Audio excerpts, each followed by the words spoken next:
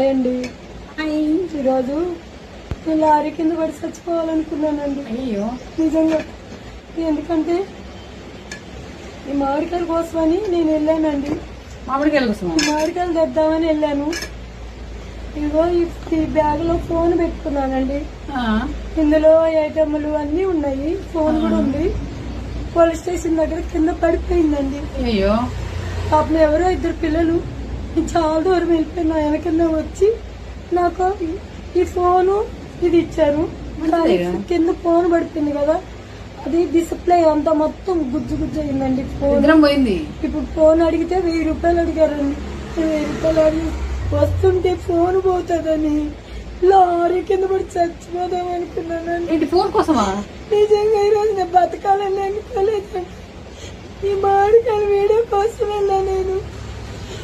2 లారీల కింద పెద్ద లారీ